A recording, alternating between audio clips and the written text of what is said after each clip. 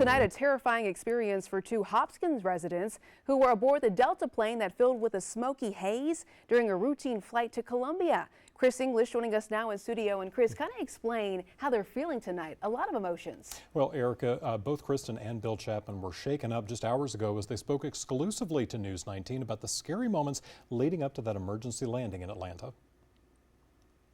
And it immediately filled with smoke.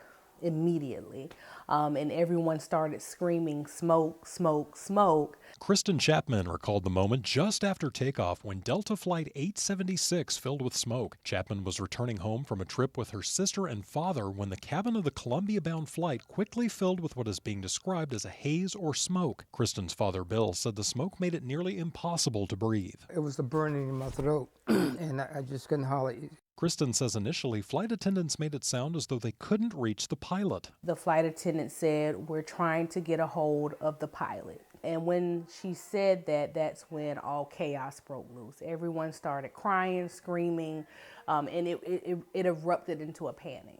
The pilot contacted the Atlanta control tower and declared an emergency. The Boeing 717 with 99 people on board then made an emergency landing at Atlanta's Hartsfield-Jackson International Airport. As soon as the plane came to a stop on the runway, emergency crews arrived as passengers were evacuated from the plane. Passengers were then taken back to the terminal, checked out by emergency personnel, and booked on later flights back to Colombia. Delta declined our request for an on-camera interview, but released a statement to News 19 that said in part, quote, "The flight crew followed procedures to return to Atlanta when a haze inside the aircraft was observed after departure. Nothing is more important than the safety of our customers and people." Aviation expert and former airline pilot John Nance says there are procedures in place for just such an event. If it's something that is smoke and is getting thicker, then they're going to immediately go to the nearest airport to handle them, and that's going to be with the full cooperation of ATC and an emergency declaration. Nance says air travel is still statistically safer than driving.